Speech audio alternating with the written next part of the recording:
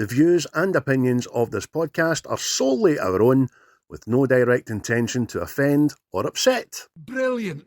Fucking brilliant.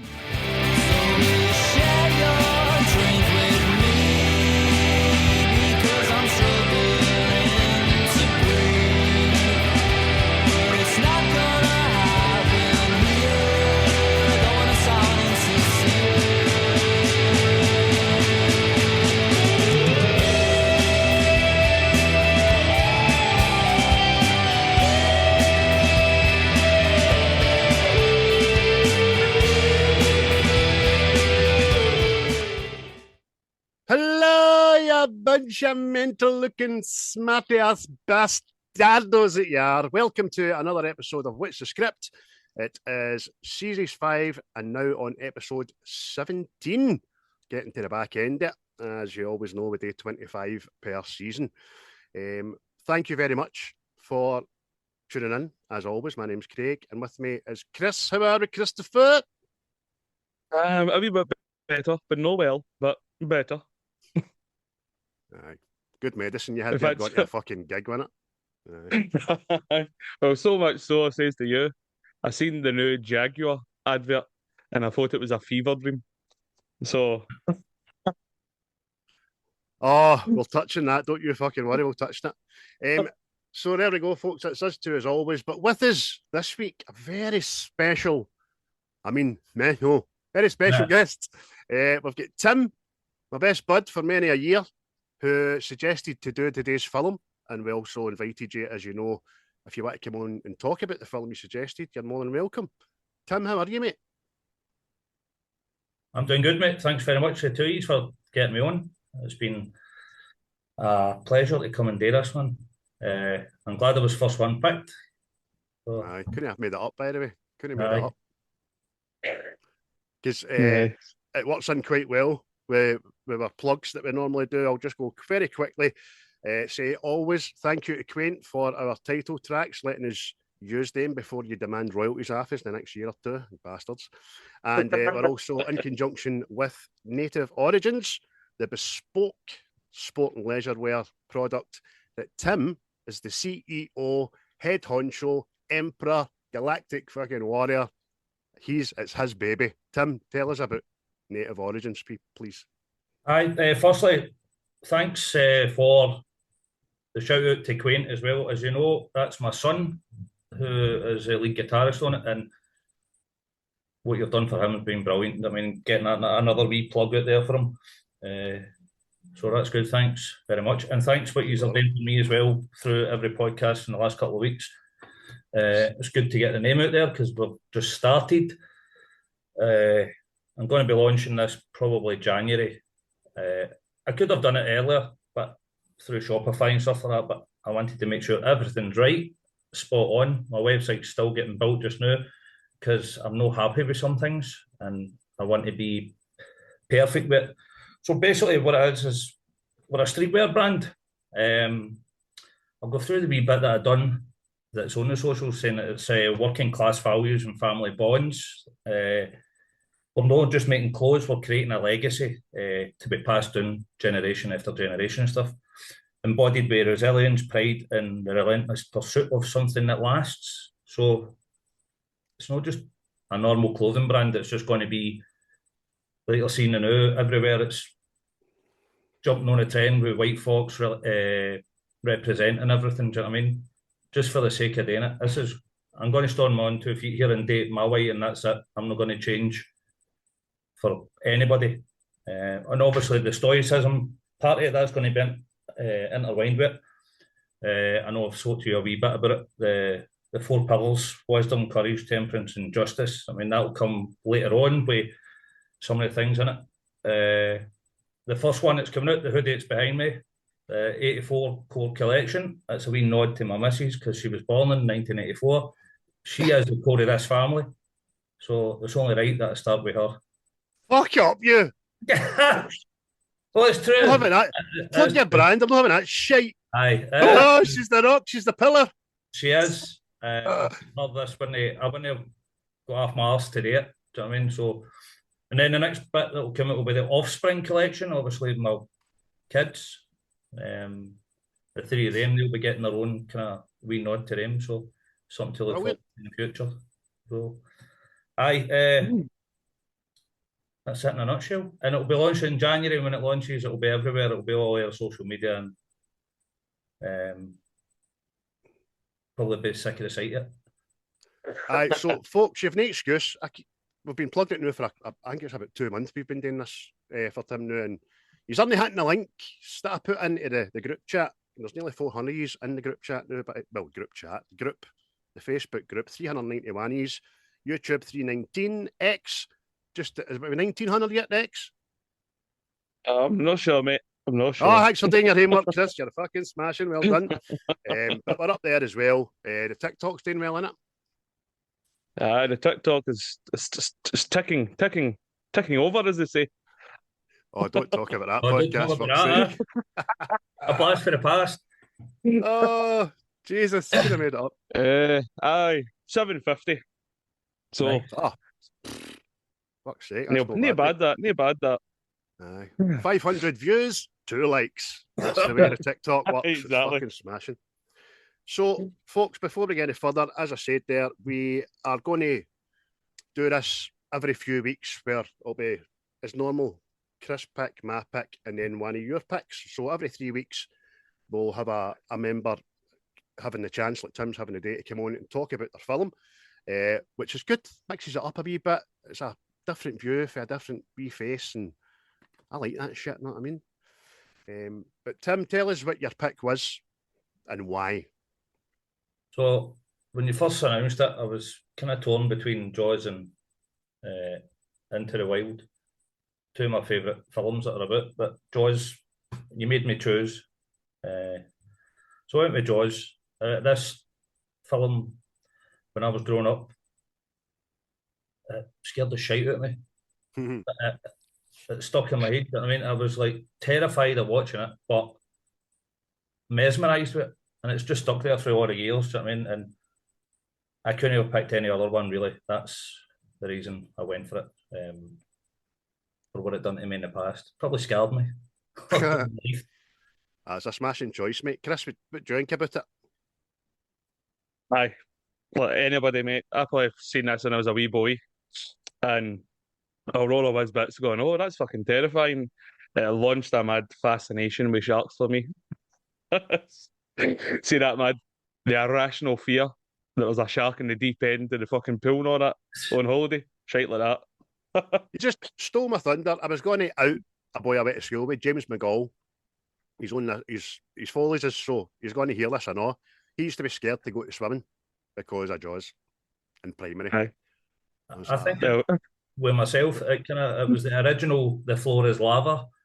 When my parents, they used to, when I was no doing what I was told, and they would just do and I would up onto the couch out the road because I was terrified thinking it was going to come and get me. And one of your other guys that's always commenting, James Blackshaw, I went to school with James, a long friend of mine, and I'm sure in school we acted this out in primary school, running about the playground. You know what I mean? So that'll be good then, because he'll hear this, because James is one of our avid listeners, and he'll definitely comment on that. So definitely, I can see the two of you actually doing it, knowing the two of you. I mean, I never went to school with James, but I've known James a long time as well, and caravan park and all that, and 2 o'clock in the morning car rides with you and big Ninos, fucking mental. But he'll definitely let us know. So 1975, not one of us was a twinkle in my daddy's sperm sack at that time at all. But watching it again last night, well, first of all, tell you a teeny wee bit about it, folks. The synopsis, very quickly: when a giant great white shark fatally attacks swimmers on the shores of Amity Island, Sheriff Martin Brody teams up with a marine biologist and a local fisherman to hunt down the creature.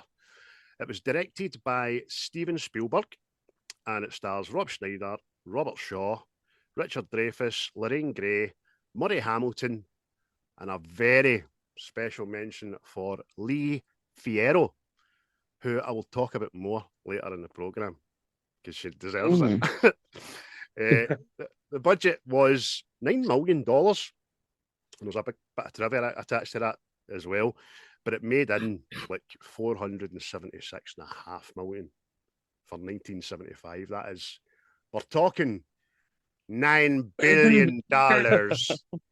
Yeah, that's Scrooge McDuck kind of money diving into fucking pound coins. I'm telling you, aye, until Peter Griffin does it and breaks all his bones. It's not like the cartoon at all. It's a hot body of mess. But it get 3 Oscars in it. They get Best Music, Best Film Editing, and Best Sound Mixing.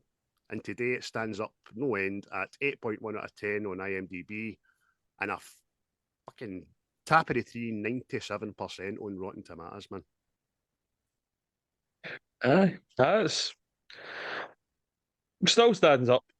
You know what I mean? Although it is a big rubber fucking shark, but it's smashing. You were saying the other night there on, was it TikTok? Is that a horror film?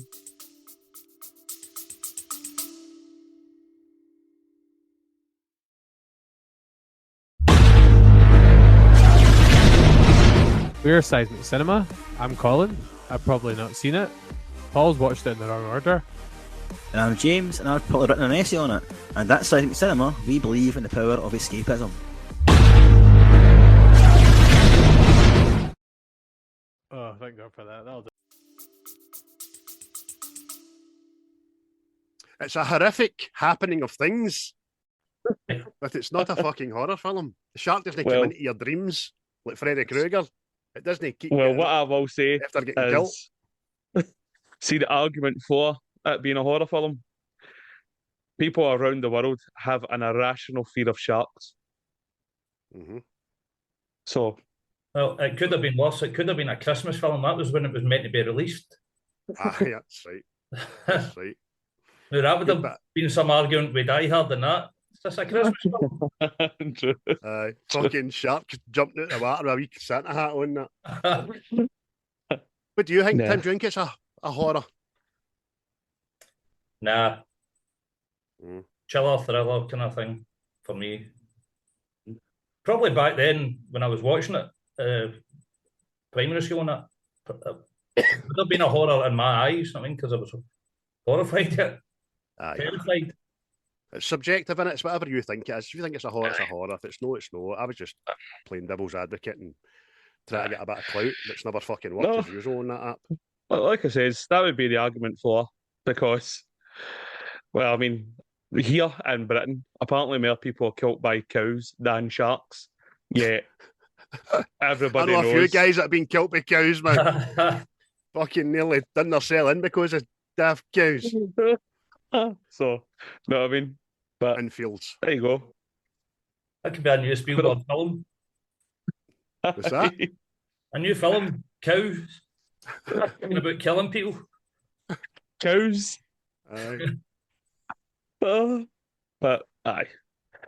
But see that, it's weird, isn't it? You can only have certain films about certain animals. You know what I mean?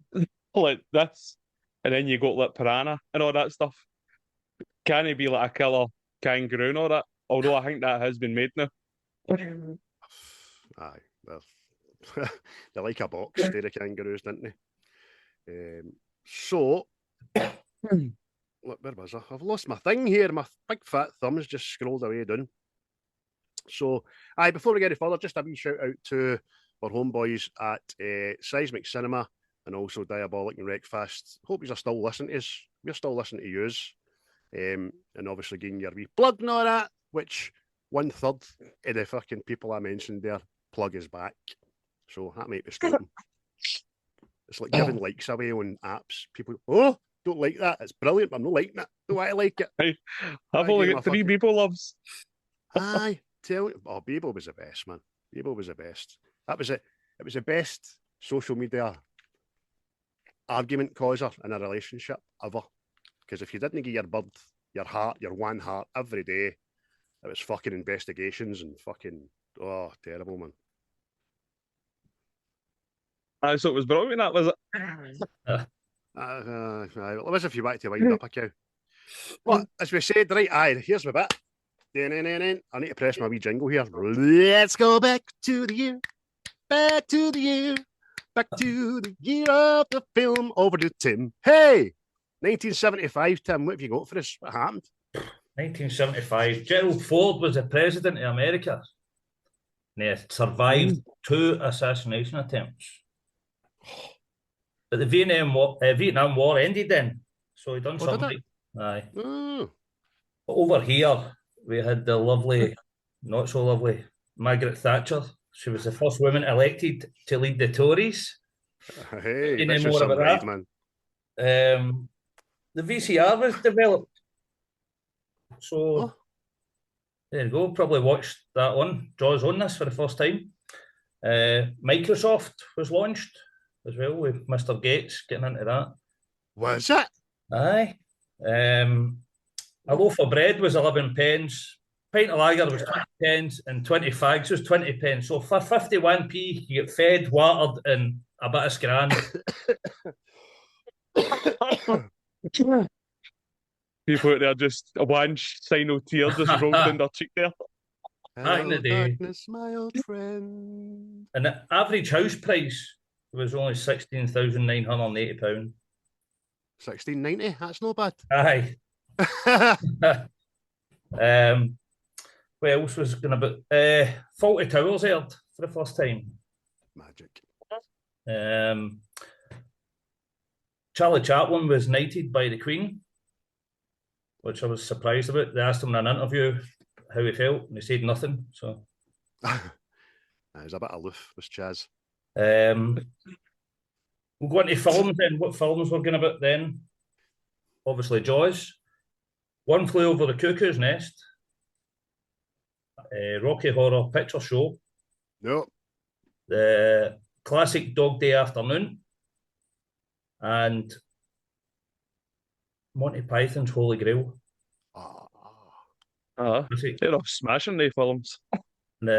One of the best lines in it was I fart in your general direction, your mother was a hamster, and your father smelled of elderberry. Classic. They don't do it like that anymore. No, they don't. People born, not very much to go with. David Beckham, Jamie Oliver, Scary Spice, and Kate Winslet. That was the most notable ones that I've seen. I think they're all fucking neighbours, I know. Eh? I think they're all fucking neighbours, I know. I probably are, aye. Well, no Beckham, though. He's away out. He's away. Miami, isn't he? So music back then, we had, this is for you, Craig, I know you'll like to sing out these ones that we're saying. Bay City Rollers, Bye Bye Baby. Oh, Jesus. With David Bowie getting his Space Oddity for the first time. Rod Stewart, Your Friend, with Sailing. I wish he'd sail to fucking somewhere far away with an internet connection. Aye. Steve Harley and Cockney Rebel, Make Me Smile. Magic. Roxy Music, Love Is the Drug. And Bruce Springsteen gets first ever top 40 hit with Born to Run. So decent music then as well. Aye. Smashing decade, that. Aye. On to the other side of deaths now, right? So, only a couple that I've seen that stood out. Aristotle Onassis, Jackie Kennedy's husband, the entrepreneur. Franco, the dictator for Spain. And Mo Howard, who was one of the three Stooges. And I thought that was ironic that the three of us were on here today. I mean, was that Mo that? Mo Howard, see the Mo man? It must have been, aye. Curly Larry Mo. She was a fat baldy one, so that was me then. Jesus.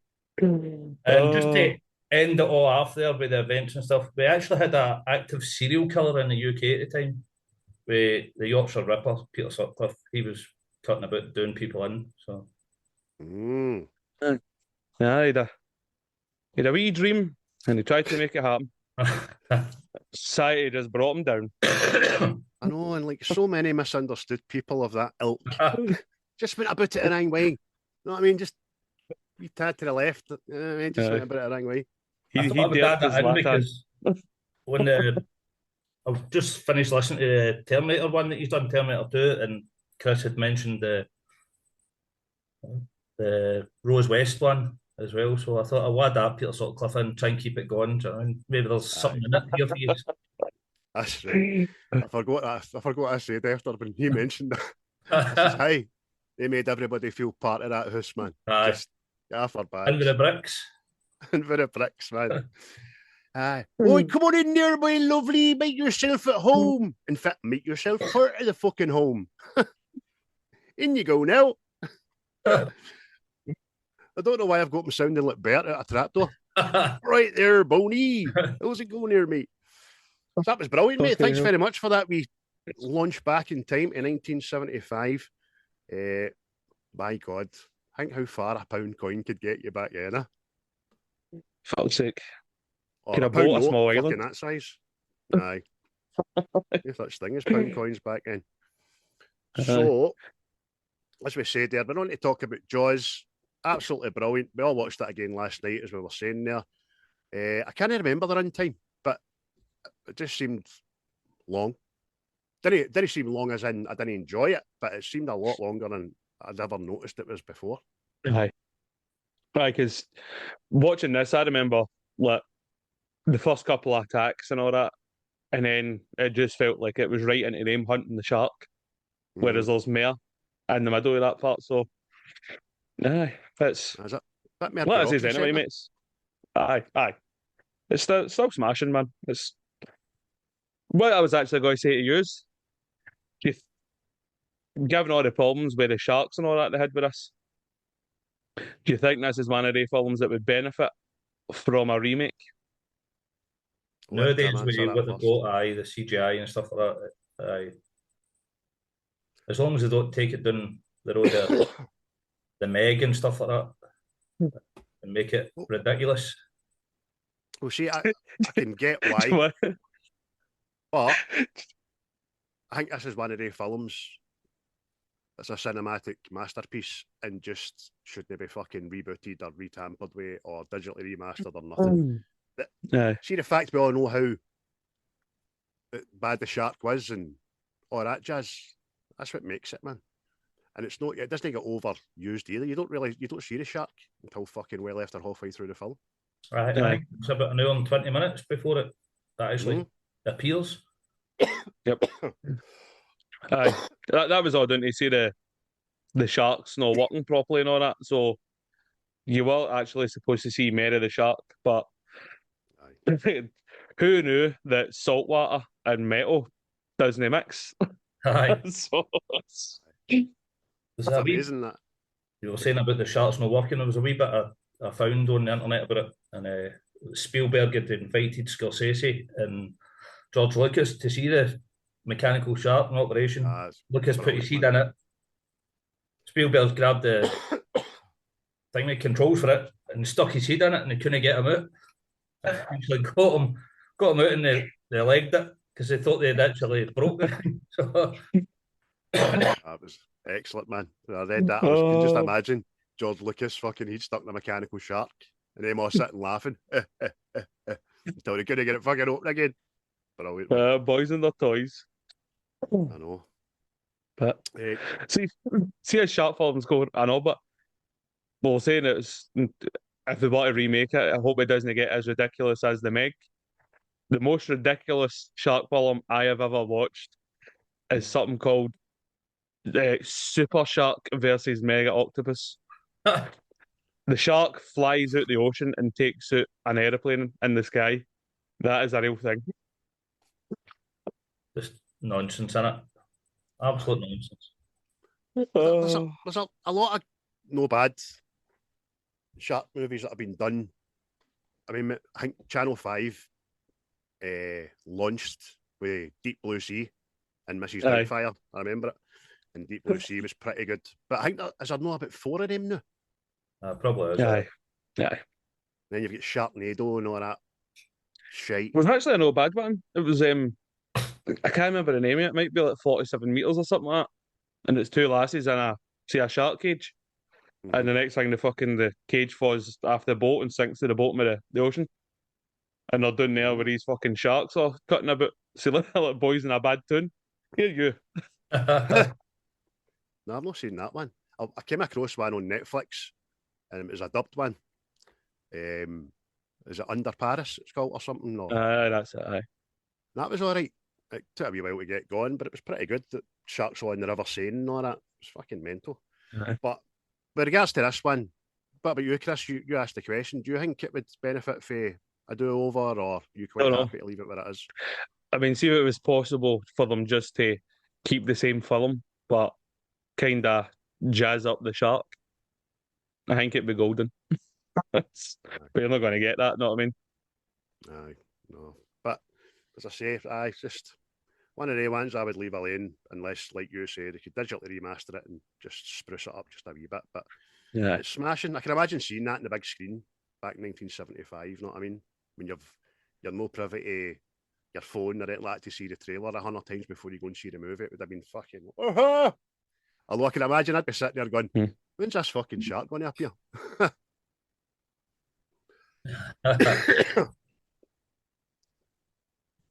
But it's another prime example of less is more. I mean, see if he'd have been spoilt with a shark and the fuck. That's how. See the opening scene where the first woman gets killed. By the way, see that actress? I know she just died in May. Aye. So, Poor Chrissy. but A bit see the about fact that. is Sorry, there's something out there at night. Aye, and you don't see it, Mhm. and it's just doing her in. I think that was more scary than have you seen the shark for the off. Know what I mean? when she's getting thrown about with a shark and she's screaming, ah! I've noticed it last night because of the subtitles on. In the midst of all the screaming, she just goes, it hurts. Like, no shit. Or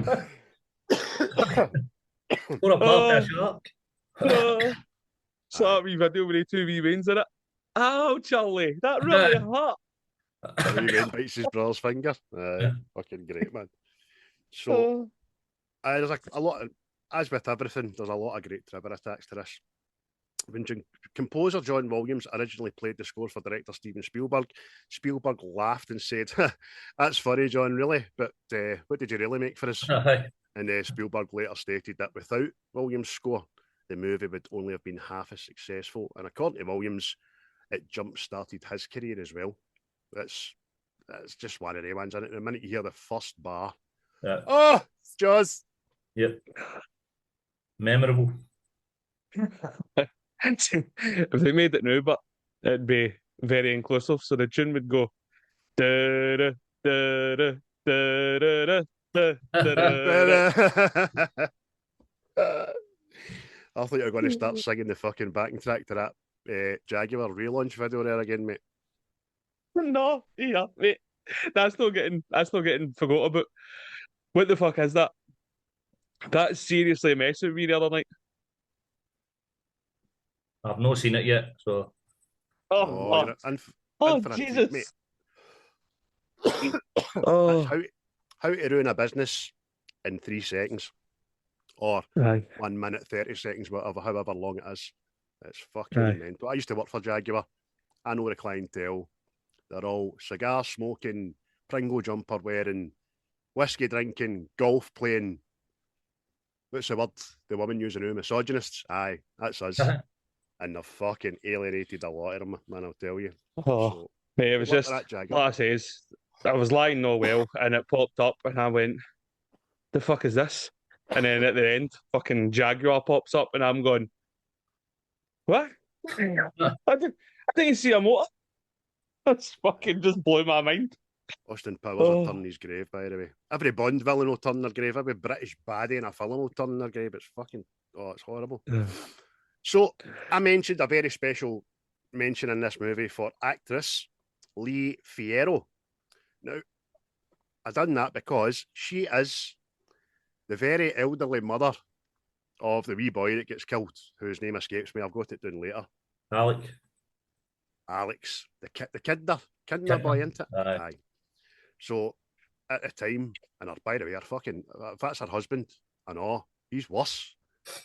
She was 46 at the time, and she only died in 2020, a good old age, in 91.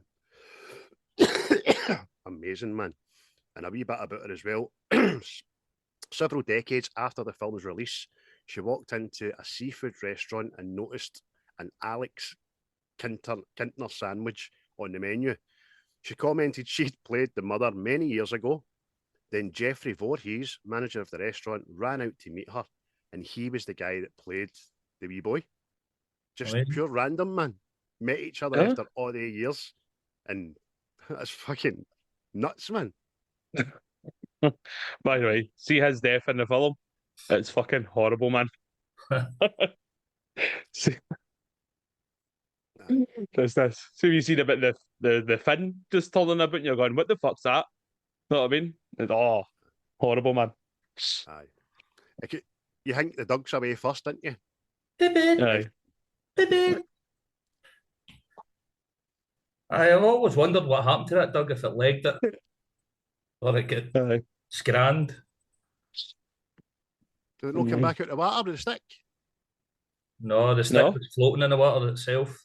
After that, then. Oh, well. Obviously. First casualty is the big dog. I'm like, bastard. Obviously, that was a wee appetizer.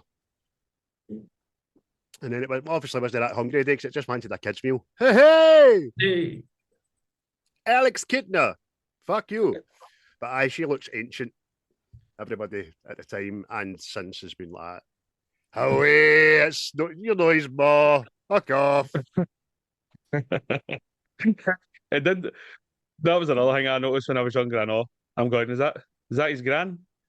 And then obviously later on when she's pulling up the sheriff, that was my boy, and I'm going, that CL's pickled your face, missus. Was it though? Your boy, was it? Aye. Smashing. But I don't know, they must have just came straight for the funeral that day. They're dressed up like fucking Spanish Inquisition, veils and all that shit. See, and saying that, fuck living in this place, Amity, right? You've got a shark out in the water, eating everybody, right? And you've got the Amityville House horror house in the same fucking wee tune. You can actually see it in this film. See when they're on the docks after they've caught the first shark and all that. You see it behind them, up in the fucking hill. You're like, why do we stay here? I don't know. Because there's a smashing tailor in the town as well that makes suit jackets with wee anchors on them for the mail. What the fuck? That all about? That's fucking. Wait, reminded me of Bruce Buffer. Aye, exactly, Tim. That's mental. But another wee bit of trivia for you folks is according to writer Carol Gottlieb, Roy Schneider ad-libbed the line, "You're going to need a bigger boat." One of the magical moments in cinema, innit? Right. That's it. Amazing. But we'll get right on to things. Tim, give us one of your favourite scenes in it. Go. Hit me. Hit us. Oh.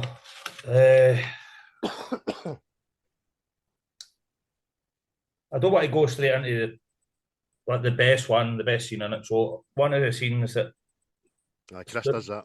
Stands out for me is when they're talking about Alex getting attacked there. The shot with Brody sitting on the deck chair looking out, and he's watching, everybody's talking to him and stuff, and the missus behind him, and then he sees it happening, and it's like the dolly pan, it's like the zoom right in. Aye, great bit of cinematography. Really stood out for me.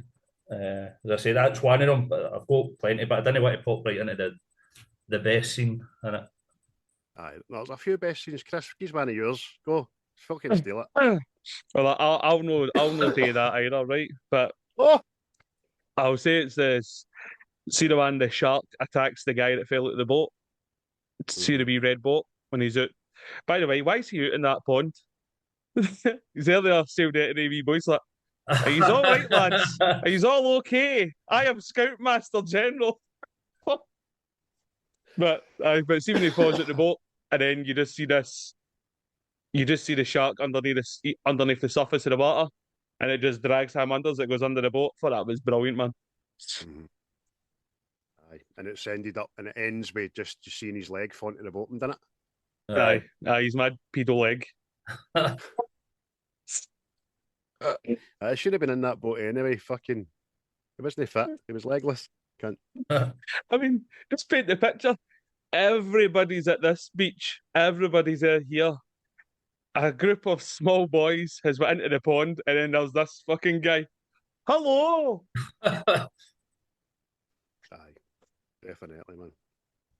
That was a good scene because it all culminates alongside Tim was saying there as well. It's Brody is waiting for this shit to happen.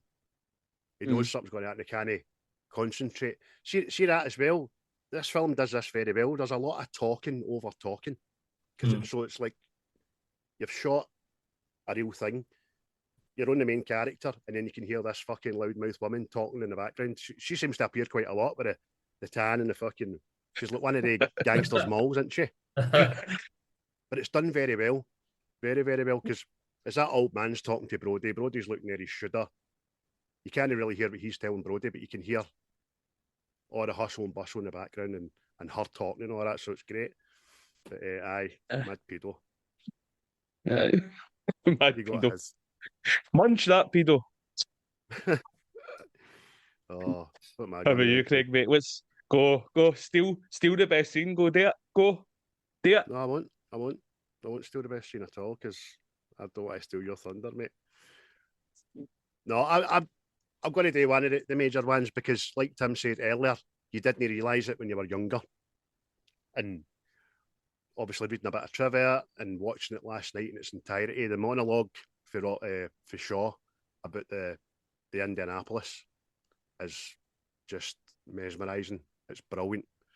It was obviously going to be one of my favourite lines, but it's far too much to fucking write down and read back out to people. You need to just see how a proper actor delivers. And he nearly never, because apparently he was steaming the first time, made a total mess of it. The crew and Spielberg were raging with him. But he sobered up, he apologised and says, look, give me one more shot. And he done it in one take. And it's amazing, isn't it? Aye, it's outstanding. As I said, I watched it last night again and it took a new meaning on the film to me for after watching it, because you didn't get it back then. Being 8-year-old, 9-year-old, whatever, do you know what I mean? Watching it and seeing it a total different light last night. Mm-hmm. It kind of solidifies why he's a shark hunter and why he respects them and he hates them in equal measure. Was it 1,100 went into the water, 316 came back out. And the way he describes that way of just bobbing up and down, waiting on your turn and all that, while you're hearing your pals getting screaming and nodding and all that. Oh. It's actually based on an actual event that happened. Oh, no. It's fucking... And that's... Tell us your war story, Jim. Me and my pals always get out with sharks. Like, all right, fuck. Sorry, I asked. You're a right downing bastard, you, Jim, ain't you? Aye. I'm not inviting you to this pub again, you bastard. Here's another one, Tim. Feel free to say what you want. Well, going on for that then, there's... Because he's describing what it's like to be close up to the shark and stuff like that, and you see its eye, the black eye, and then it's gone white. So I'll lead into the scene where it basically ends him. I mean, oh, there you go, you big bastard! You had to go in for it. It's my choice, so I'm going with it. That scene when it decides to jump on the boat, and you just Brody's trying to grab a hold of his horn and slipping. You just know you're like, oh, he's done for here. Sliding down towards it, and the feet kicking there, and it's screaming. I remember watching that, but I'd be hiding behind the pillar. I mean, just going, oh, what? Here we go. And then that first chomp right into him, and the scream, and the tomato sauce coming out his gub. Tell you what, see if you're going to watch this again anytime in the future, put a pair of earphones on for that. Aye. Because, as you say, the chomp, there's a sound effect to it that you don't really get Aye. unless you've got these on and you're, oh, what? Aye. That's brilliant, mate. It's a great scene. And like you said, the final cry when the blood spurts out his mouth. I remember being a wee boy, absolutely shiting it, man. Aye. It's graphic, man. We've been waiting this whole film to see what this thing does, and you're seeing a few legs but off here and there and all that, but then see that's just fucking this is reality. You know what I mean? Like, oh. Aye. Fucking It's also got you to a point in the movie as well where you're realising this isn't just a man-eating shark, this is a clever man-eating shark. It's tactical because it kind of cripples the boat so that the back end is sunk so it can get onto it and all that kind of stuff. There's a couple of bits that I'm like, fuck off. When they're singing and the shark starts ramming the boat, it rams it like that. Like 25-foot shark just going bum, bum, bum, bum. No.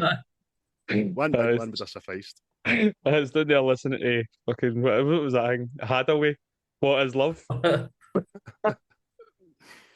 He's an arse, Chris.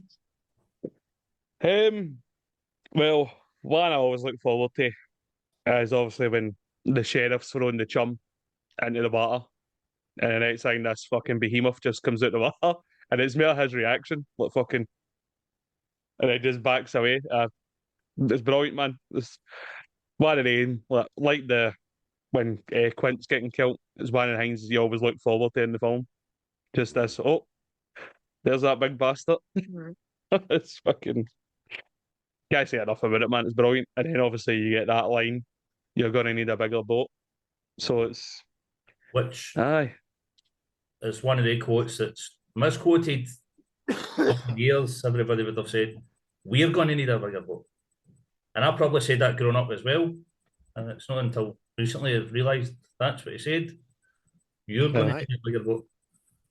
That's actually. Well, that's what I was going to say. That's one of the Mandela effects. Aye. Because a lot of people, the world there, say we're going to need a bigger boat. I don't know. I do fucking know. I've said it all my life, and it's we're going to need a bigger boat. Aye, definitely. I said it as well. Well, it's like I said the other week, anybody that's not heard about the Mandela effect, go read up on some of them. The Snow White one is fucking unbelievable, by the way. Aye, I just that does it for me. The Snow White one. That's the that's the undisputed one because there's nobody in the planet Earth that says otherwise to that. Do you know what I mean? Aye. Mental. So much so they brought out a film called Mirror Mirror. Aye. And I'm like, the fuck did you get that for? Aye. It's not Magic Mirror, is it? It's Mirror Mirror. Fuck's sake. Another one for me, I'll just put another wee random scene, is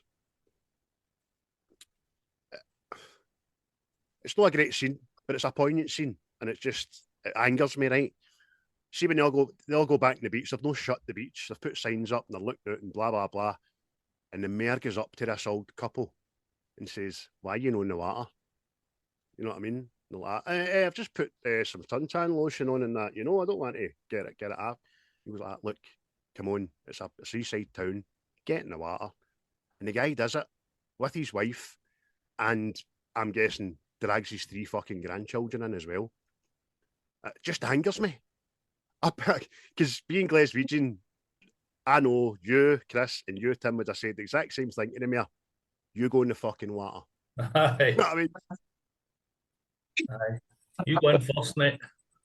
Aye. There's a Fierro goldfish in there. You want me to take yourself to fuck? Aye. So it's not a big giant scene, but it's a scene that's very poignant. It angers me because him bowing to the mayor to get into the water, everybody sees them get into the water and goes, we're going into the water. And then it all kicks off, doesn't it? It's fucking, you're like, just the stupidity of people. And the line subplot as well that the mayor just has to have put a price on human life at all, don't you know? Yeah. Now you usually find that with these kind of characters, don't you? It's all about the Benjamins. But I'm glad you said you thought that was his grandwains, because I thought it was another case of everybody in this tune is old as fuck looking. You know what I mean? Who knows? Maybe they're still firing out swimmers at fucking 70. I don't know. Pardon the pun, swimmers, but you know what I mean. Right, Agnes, let's get a wee babby. But I'm 59. Ah, you're fucking in your prime. You're no dusty down there. Here we go. There's life in the old lady yet. We'll put another bar in the fire and we'll go at it. Let's do it. Any other scenes, Chris? Tim? Aye. The other one that's memorable is right at the start with the first introduced to Quint, and they're all having a meeting about what's happening. They're all your pal with the tan in the hair, asking all sorts of questions, and then you just hear it with the blackboard, the scratching, and it just everybody's like, "What the fuck's that?" What a way to introduce somebody into a film. I mean, it's. I think it set it up for me, like what sort of character he was going to be in the film. I mean, it's like, I'm going to catch a bird. Aye, one of the ones that always stands out. Aye. Do you know I think I know. Sorry, I sure wasn't even going to do this film because he didn't like the book. Aye. I'm glad he did. Who else was considered? Do you know? No. Don't know. It's just he had to be convinced by his wife to do it.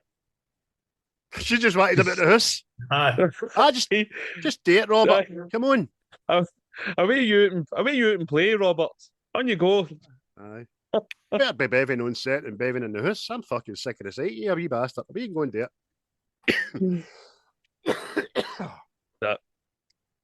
See, another scene I'll give a shout out to. It's see when the Hooper's getting attacked in the cage.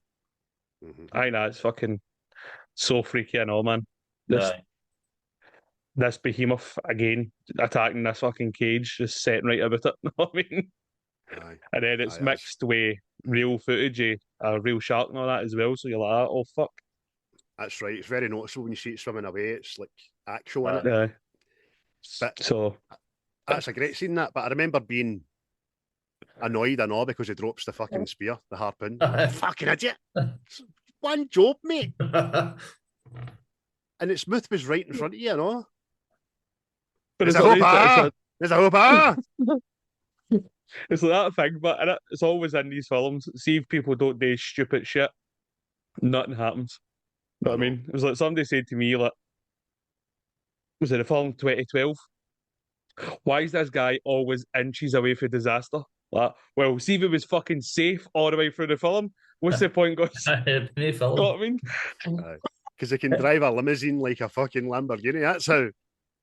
We should have known that he was going to drop it anyway, because earlier on, when they go out in the boat and they go underneath one of the guys' fishing boats, remember? And they go under, and that's another scene where the heat pops out, and he drops the tooth and the torch and legs it. Do you know what I mean? It's like, it was setting us up then, we should have known. Aye, definitely. See that as well? That's another thing. See with the mares, right, if you got this tooth, sorry, why the fuck do you need to see a tooth? We've just found another dead guy. I know. That's baffling. Yeah. Did you see the tooth, Martin? Well, no, but I did see the fucking boat. You know what I mean? And Spielberg. old fucking Jim. He's dead. Something's gouged at him. It's not enough for me. Say one thing for this shark, it never clears its plate, does it? Always leaves a wee bit. Like, oh no. I'll just leave that there. A wee leg here and a wee head there. And then poor Chrissy at the start was just, she came out in a tray, didn't she? Aye. It's a serving platter. There you go, there's your finger foods. Got to say as well, not even scene-wise, but special mention in this for Richard Dreyfuss. I'm no his biggest fan, but in this, I think the character he plays, a hooper, is excellent. Right for the very get-go, when he gets on the jetty and there's hullabaloo and people are all jumping out their boats and he's just looking about as if to say, okay, you're going to die. You know what I mean? And then he's right in to do the autopsy of poor Chrissy, and the physical excitement and shock and everything while he's dictating what he's found, and it's great. He plays a great part, and obviously there's an off-screen and on-screen dislike between him and Robert Shaw that worked in its favour. You know what I mean? Aye. Because it was both George Lucas that actually recommended him on it. Mm-hmm. That scene you're talking about with the autopsy as well, it stuck out for me last night watching it. And he's like, "Oh, can I get some water?" And the old boy turns around, comes back, and it's one of the wee McDonald's fucking tomato sauce cups he gives him. And he's like, like, what the fuck is that? Never noticed it before until last night. I was like, what the fuck? Excuse me, could I have a thimble full of water, please? Fucking thimble. Ridiculous. So Martin, he's gave me ketchup. Aye. That's fucking barbecue sauce. It's brilliant, man.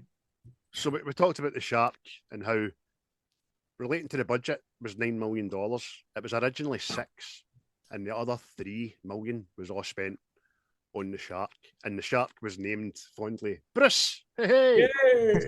Bruce the shark. He's got 4 minutes of screen time. And Spielberg named the shark Bruce after his lawyer. So his lawyer must have been a bit of a fucking shark, I know.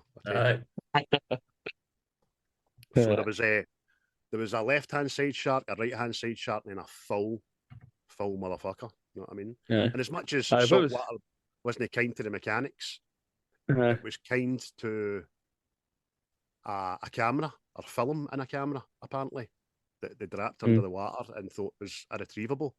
But because sailing was in seawater, the film was fine, and you get a lot of these smashing shots of up and above the water that might have been lost, and they're great, man. Aye.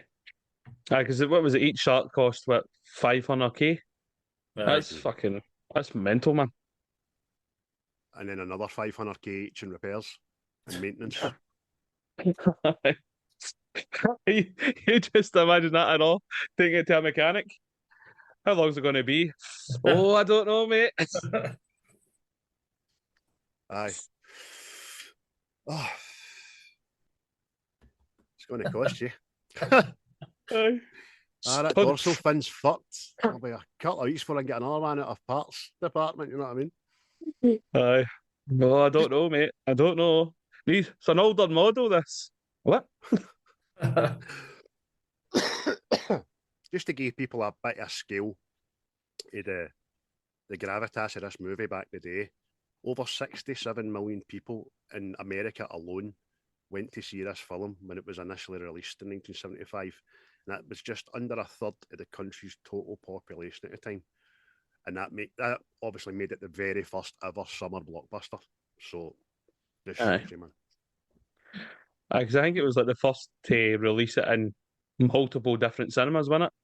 As opposed to, right, it's here for 2 weeks and then it rolls on there for 2 weeks. I think it went everywhere all at once and created the blockbuster. And now they can't get a blockbuster for loving their money.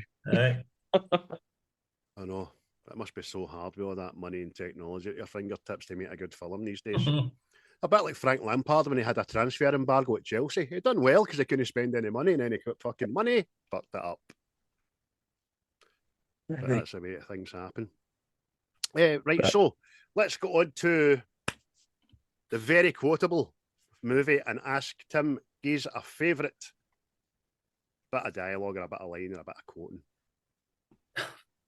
Right, I found one last night for the first time, a part in it that I've never heard before. Aye, it hurts. This isn't really like a quote in it, but see when he's out and he's got the patrol boats out looking about and he's shouting on them, what's happening out there. The first one he shouts, it says, "Brody to Scud Bucket." What the fuck? I never noticed Scud that. Bucket? You never ever see who the fuck Scud Bucket is. What? And I'm shouting off, watch it back and put subtitles on it and you will see it. Scud Bucket. I'm hoping that's the name of the boat, man. Jesus. That made me laugh last night. Favourite quotes. we've already went and said they're going to need a bigger boat. But for me, one of the best ones is with Hooper. After they've put the things in it, the barrels, and he's got up and he's like, boys, oh boys, I think he's going to come back for his noon feeding. Excellent. And you just see it heading towards Orca. Aye. That's great, man. As I say, Dreyfuss delivers his lines good. Aye. Because that's from about the bit in the movie as well when Shaw's just barking orders up and he's like, "Yar, Captain, yar, no problem, full speed ahead." And then there's a cracking, he breaks the fourth wall by looking directly into the camera and nodding when they lose the shark. Yeah. Just looks like that. You're like, yeah. Hello. Quite. What about you, Chris? I know, it's Quint's monologue for me, mate. It's just fucking, I know I've already spoke about it, man, but it's one of the parts in a film. I found myself doing it again last night. See, just fucking pure staring intently and just taking it all in. And then you realise, going, that's sucked me in, that. It's fucking superb, man. Just everything describing, like, even the like Tim's already said, see the shark's eyes, like it goes black and then it fucking rolls over white and all that. You're going, that's fucking, it's like he's describing a demon or something like that. It's exactly superb, man. Ironically, he's describing his own death, isn't he, really? Before it happens. I mean, it's a bit of foreshadowing, that. A bit of foreshadowing. Oh, hashtag James Patterson, foreshadowing. There you go. That's amazing. Absolutely amazing. There's hundreds of quotable dialogue in this, and obviously we'll probably go over all the famous ones, you know what I mean? But there's some other wee bits I picked up on as well. Even Ellen Brody, who is a stunning looking woman, by the way. She is. Fine looking woman, cutting about in a bikini 24/7. I want a wife like that. She even says to Martin at one time, and I wrote it down as one of the best lines, is hey, want to get drunk and fool around? You're fucking right, I do, hen. Aye. But one of her lines in it, she's talking to Hooper, and she says, Martin hates boats. Martin hates water. Martin sits in his car when we go on the ferry to the mainland. I guess it's a childhood thing. It's there's a clinical name for it, isn't there? And Brody says, aye, drowning. Brilliant. So there's off-cuff comedy in this, and it's well served. It's not for belly laughs, but it's for I like that. Like, cut your jib there. He's another one, Tim. I was thinking of you when I heard this one, and it's again when they're in the house talking to each other. He's obviously with the Boston. They're in a yard, not too far from the car. And I thought, that's right up his street. He wanted to do that accent on this. Aye. I goes full Mark Wahlberg, doesn't he? Aye. Going to a proper one, and it's Quint taking a shot with Brody, and it's here's to swimming with bow-legged women. He's just fully all the wee ones, isn't he? He's unreal. Chris, anywhere? I would say it was that woman, see when she pulls up Brody on the dock, and like just talking about how she found out that there was a young lassie attacked her the other day there, and you knew about it, and you but my boys did and all that, and you're just going, that's a bit heavy, that. That's see the heaviest thing about that? Everybody's hearing it, including the fucking mayor, and including all the people that don't want the beach shut, and they stand there and just let him take it. Takes a full Denny, when it's really not his fucking fault. Partly his fault, but not all his fault, you know what I mean? Aye. That's what I say is, mate, it's fucking, because again, it's more like kind of hitting. You know what I mean? Because there's also a bit after that where the mayor says, I'm not going to cut this fucking thing's stomach open and that young boy's body fucking slides out over the deck. You know what I mean? You're going, aye, that'd be a bit grim. That Aye. it's fucking. If you look at that shark hanging up and on, you'll be like, there's no way that's got anybody in it. You know what I mean? It's Yeah.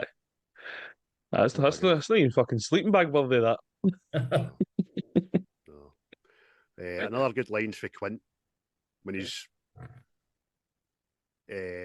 what's the word I'm looking for? When he's putting all the supplies onto the Orca, and Martin's saying to his missus and all that, and Quint, here lies the body of Mary Lee, died at the age of 103. For 15 years she kept her virginity. Not a bad record for this vicinity. Just to hit all these wee maritime fucking rhymes and tunes and all that, and he's smiling doing it. But do you notice that he's got a first mate? He turns up to the hall and he scratches the board. He helps him put all the shit in the boat, and then just doesn't get on the boat. I don't know. He's got a wee fucking red miner's helmet on. He looks bucket. Wee Igor. Aye. Oh. Who's your pal? Every now and again and all. Farewell and adieu to you fair Spanish ladies. Brilliant, man. You see the other two looking at him all the time when he's singing, as if, what the fuck is he getting on about here? He's took a buffet of that rat fish. Because Hooper realises he doesn't know that song and just starts singing, show me the way to go home. Right. And that's a good bit. I like that wee tune. Aye, it's a good bit in the movie because they're getting on, they've got a wee livener in them, they're drunk, and they're just regaling each other, and then you're back in again, the shark's like that. Fuck yous, night time, I'm hungry. What is love? You see that he switches at that moment as well. You see him switching from being all happy and merry, and he sees it banging, and you just see the switch going in his eyes as if he knows, right, we're under pressure here now. And he's like, start the engines. It's good the way he does it, because he doesn't shout or panic, he just start the engines, Mr. Hooper. Oh man, they panic and he just gets up, matter of fact. I don't get why he smashes the radio up, but because I think he just wants to do it his way, and that he doesn't want help. He wants to be known as a man that gets us. Do you know what I mean? Mm-hmm. I know he's waited all his life for this moment, kind of thing. It's personal. It's between him and the shark, and it's only going to be him that brings it without MD's help. But he's got two boys on that boat that fucking want to say hello. We're sinking. You know what help. I mean? We've got enough to And well, I was going to ask that. I see when he pushes the boat too hard and fucking wrecks the boat. Mm-hmm. Is he meaning to get marooned on purpose? So it's like a fight to the death? Or is he just went fucking mental? That's what it's like. That's what I was just going to ask you. Because Hooper's like that. You're pushing her too hard. She can't take it. You're going to blow the transom. And he just smiles and then gives it even more. Do you know what I mean?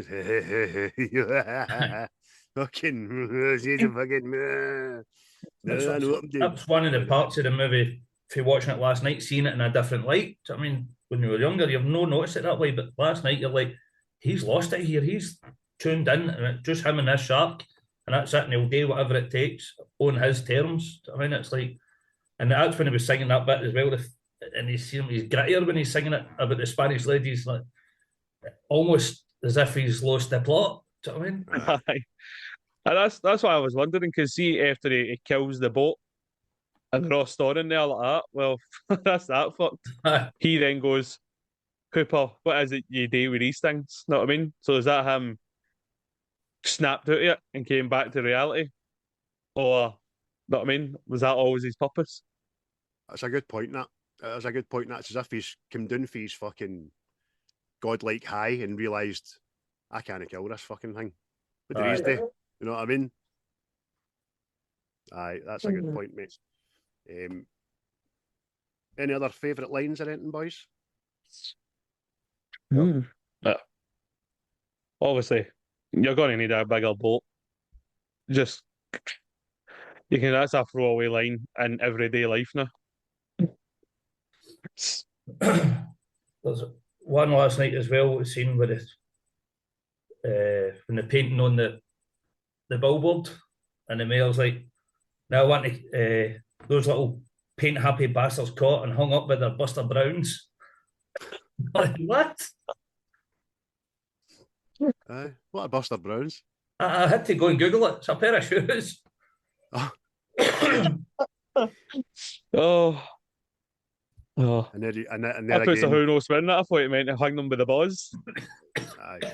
There you go. That's the mayor. That's the mayor in a nutshell. He's more interested in that than catching the fucking man-eater that's chewing up his fucking constituents. You know what I mean? Another good line as well was when they first see the shark. Well, Brody sees it and then they see it going by, and Hooper says, "That's a 20-footer," and Quintus says 25, 3 tons of them. Fucking, like, 25-foot, 3-ton shark, Jesus. Surprised it fucking leaves bits at anybody when it's fucking chewing.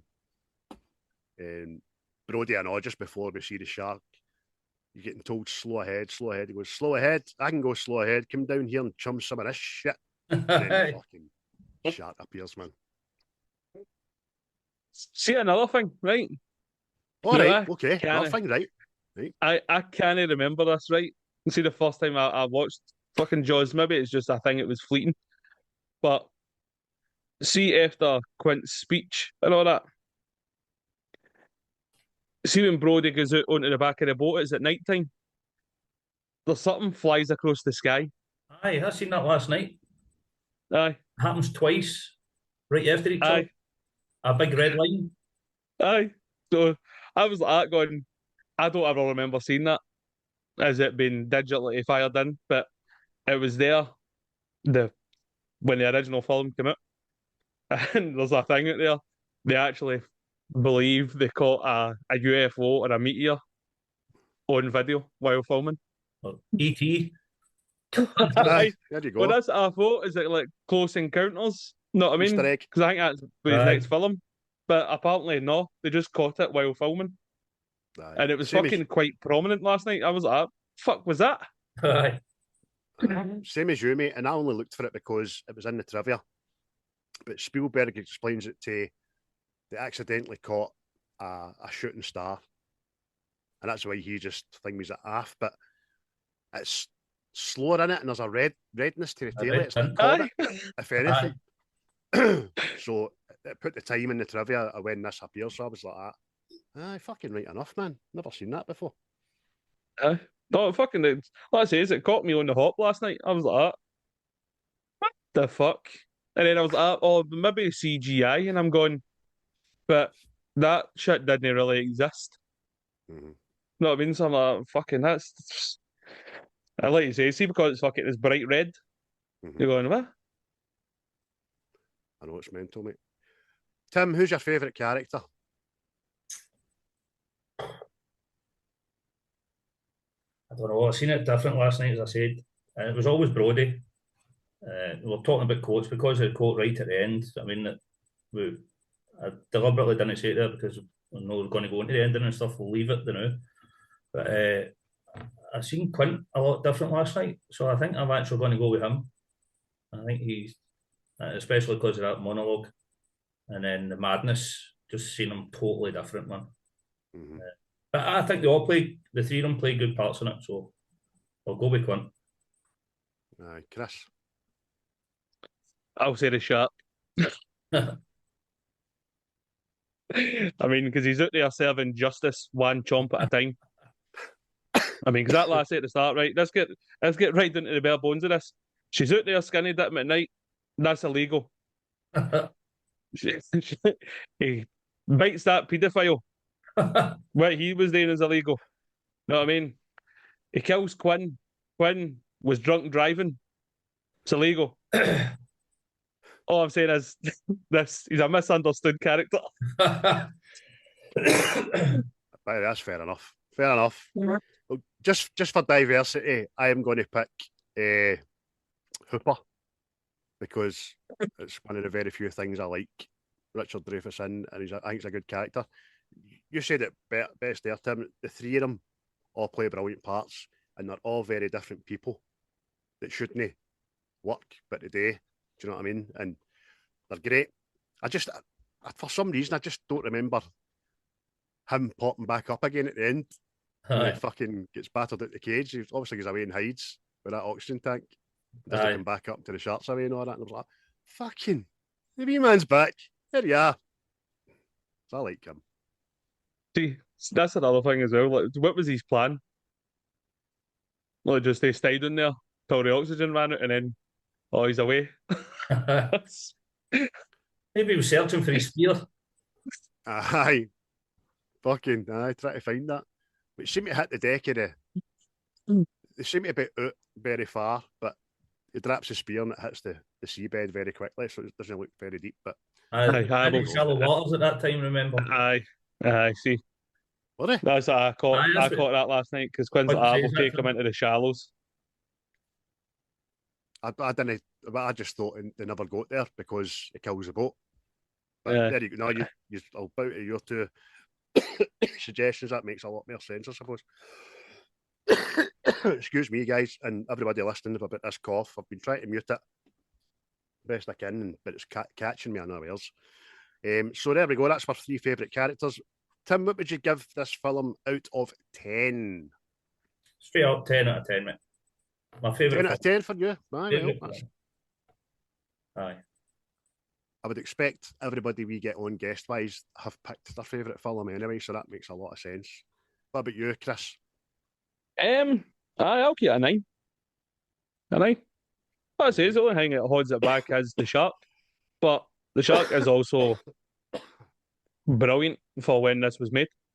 So, know what I mean? But that's me just being pernickety, as they say, or as you say. Rosati. Well, I'll continue the marking, but I've got an 8 on ImDb, and I'll stick to an 8, a good solid 8. It's fantastic. I don't know why it's not a 9, to be honest with you, but it's a great film. I think it's just suffering for me for having seen it at least 50 times.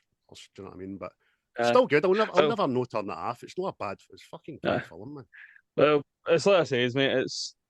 The film's that good. It's in everybody's psyche.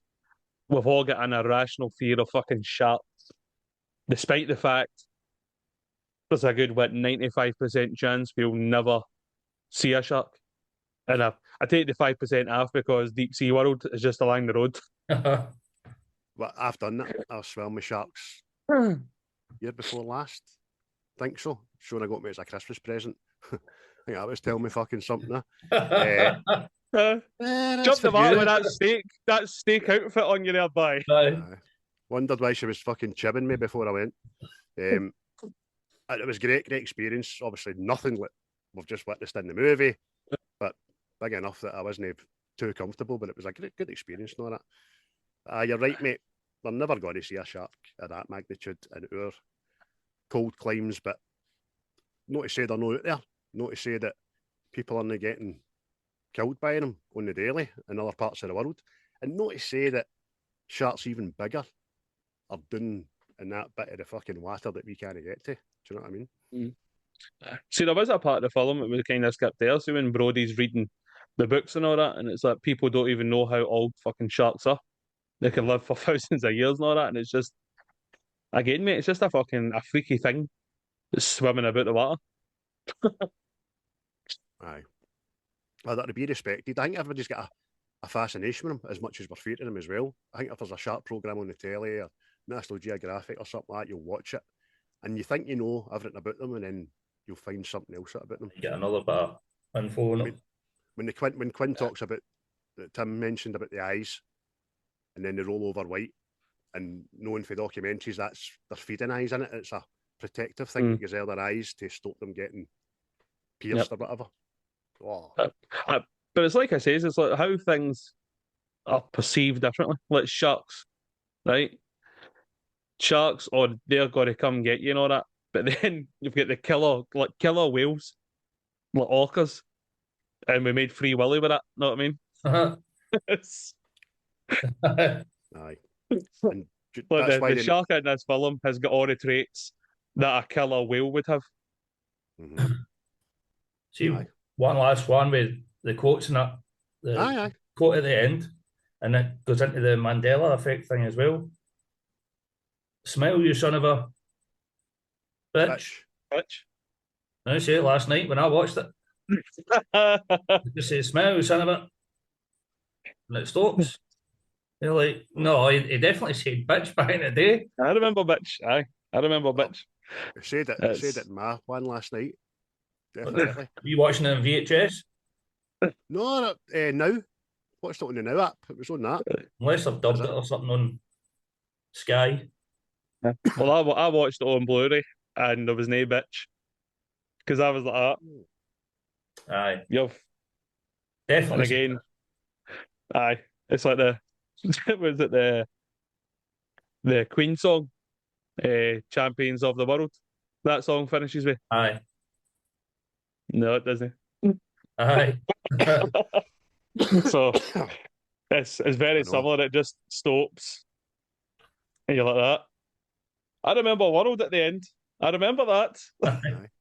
I'm sure I heard that for 9 years in the trot back at Oh, sure definitely. But there you go. We heard it in a while. Exactly. So there we go, folks. That has been Jaws 1975. Timeless. And just to put this into perspective as well, next year Jaws will be 50 years old.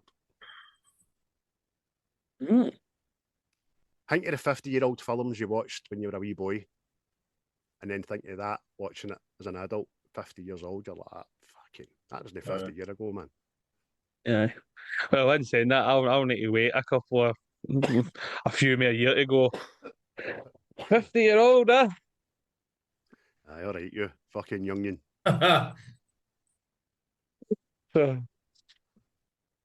You always got a cheeky wee jibe in about my age, by the way. That one a few episodes ago, I know. I said I liked something. You went, in check. Aye, man, I liked that. I know when she was a wee lassie. I was like, you fucking bastard, you.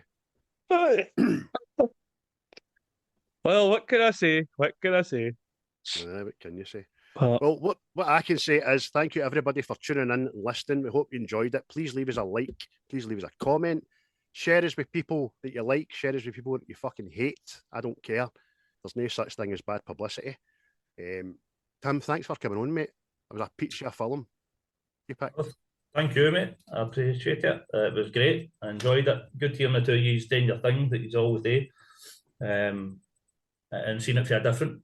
I think watching it, being involved in it. I mean, it's it was good, really good. And I hope other people that come on and do the same as well and enjoy it as much as I have. Good. Sure they will. Just keep up the good work, boys. Aye, nothing else for it. We'll definitely get back on in the future. It's Tim's. He's hit for the movie bingo. Oh, you get picked from my list, innit? Aye, your list. Because you done an interview of Vampire. Right. So it's between 1 and 50. There's obviously a good few away, but I'm not going to bore you by telling you what ones. Just pick a number between 1 and 50. If it's there, it's there. If it's no, it's no. Well, we nearly been 50. We'll go with 50. And that's near your age and all, so. Motherfuckers. 50's away, dickhead. Well, 49 then. There you go. 49? Aye. Oh!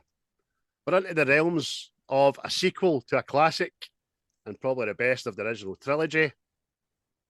The Empire Strikes Back. Nice one. We'll be doing that next. Stop touching your titties. I want you in my belly. Look at my titties.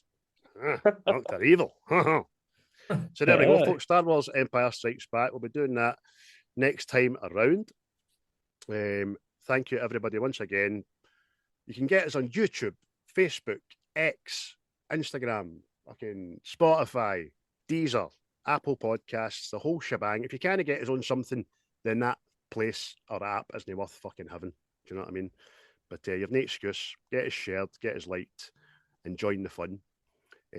Once again, thanks to Quaint for continuing to be the fucking boys that they are. I've been privy to a sneak listen to some of the new stuff that is going to be hitting our airwaves very shortly, and I'd urge everybody to get onto your listening platform of choice, get them followed, and also I'll try to be more informative of gigs that they're going to be doing and stuff like that. But they've not been on their socials quite a lot. I don't know. They used to put down that they're going to be playing this year and that where, but they've not been doing a lot. Yeah, that was the TikToks I was seeing. It was merely acoustic stuff that we're doing. Lazy teenagers. So... Because they've not got you doing it for them anymore, probably. You know what I mean? Daddy Tim was doing a lot of it. But they're great at what they do. They are, I'm not just saying that because obviously Tim's sitting there and because I know Lewis since he was a baby, they're fantastic. And they've got something that a lot of bands you'll go and see on the live scene haven't got yet. Don't mind, they never maybe quite had it at the very start, but see now and see hearing what I've heard in the last couple of weeks, there's a maturity, a gravitas, and a willingness to work as well that's pure evident in hearing them. Yeah. They're smashing. They've got the ear, they've got the eye, and they've got the will to do it. So I just hope the next Alan McGee's going to just stumble in one night and hear them and go, boys, come into my fucking pound-laden bosom. I'm going to make you bitches famous. They'll get there. Must be proud, Tim, eh? Aye, immensely. I'm saying going to see him on King Tut's and stuff like that. It's a bit surreal seeing it happening, do you know what I mean? And you say there, they have matured and they're getting better and better every time they're bringing something out now. I was quite critical at the start with the thing of how they done their songs and finishing on a solo always, and I was like, what is that all about? Come on, you can't be doing that. And they seem to have changed, but they're working with different people now in the studio and stuff like that who are mixing it better and stuff like that. So I mean, they're paying money for proper people to be doing it. So good luck to them, man. They'll get where they want to be if they get their finger out. Chris is dying to go and see them, isn't you, mate? Aye, exactly. We're going to go see them. I can't remember the name of that place. See, right beside the Archies. I'm sure they were in there. But I think we were walking or something like that. We're going to go. Aye, classic. Aye, I think so. Aye. But aye. Aye, because it's like I say, mate, it's right up my street. The music's right up my street. You know what I mean? It's fucking. It's like, well, I listen to that kind of music, so. And I'm a gig going person, as you know. Aye, we are. The three of us are, so we'll need to do something in the new year. Absolutely. We'll give a wee bit of notice, get some dates, and we'll go down, we'll have a beer, and we'll go on the guest list. Aye, we'll kid on with our fucking young things again. And watch these boys living out the dreams that we never pursued a wee bit, but never fucking landed. Yeah. So well done, boys. That's the best plug you've had in a while there for the Quaint band. And Tim, lastly, before you go, mate, Native Origins hitting in January. What can we look forward to seeing? T-shirts, hoodies, jumpers to start with. We'll be going with, and then going into other things down the line. I don't expect it to be an overnight success or anything like that. And I don't want it to be like that. Do you know what I mean? I want it to build slowly, get people to understand the brand first, why I'm doing it, and what it's all about. Do you know what I mean? It's easy just to pick a T-shirt up and put something on it and put it on sale and hope or TikTok will go mad with it, or pay an influencer who I don't know, who doesn't understand the brand, just for a quick buck. It's not about that. Do you know what I mean? It's definitely not about that, and I don't want to go down that road. I'll date myself. I'll date through the hard work, putting the work in, but obviously getting help for like yourselves and putting the sponsorship out there. I've done a sponsorship with Arthurly as well. That'll be coming soon. So it's just another wee bit of exposure there, do you know what I mean? And hopefully it takes off in the right way, the way I want it to be. And all, I said before, we're going to gym wear and stuff like that, because that's a big part of it as well. We doing all the gym with a shout out to Craig Young Fitness, who's been a big part of this for me, and him, what he's doing for me is spurring me on, getting me mentally in tune, my body getting better, but mentally in tune to take this brand to the next level. I mean, so a wee plug for Craig there as well. I'm sure he'll be happy with that, because he's starting out in his journey through a brand as well, basically. Do you know what I mean? Personal fitness. So, aye, exciting times, man. And as I said before, it's not just going to be for the sake of making a quick buck. Do you know what I mean? People will benefit out of this for me doing this. Families and friends run about me. Do you know what I mean? I'll help out. I'll give back to the community. Do you know what I mean? Things like Arthurley will be helped out. Barhead Youth Football Club will be helped out through it. I'll give something back to the community of Barhead as well. Do you know what I mean? I'll make sure that I do that. If I'm successful, I'll do something that money gets put back into the community, because that's what it's all about. Do you know what I mean? Family, community, stuff like that. And if I can help people, that's 100% what I want it to be about. And thanks very much, you guys, for giving me the opportunity to spout about it. Get it out there. Not a problem. As I say, mate, fucking buzzing for you, proud of you. I'm sure it'll work. I'm sure it'll be taken on board by people, especially once they hear the reasons why. It's like you said, it's not just a badge on a t-shirt. MD can put anything on a t-shirt. Just need to look at my 2 Wednesday, put fucking everything on their t-shirts, stickers, fucking tomato sauce, everything, you know what I mean? Aye. But I know, keep going. I can't wait to January. Can't wait to be able to plug your link, and I can't wait to buy some more stuff, to be honest with you. So I'm watching Craig doing his fitness videos with his t-shirts. Oh, you get t-shirts, you bastard? Fuck you.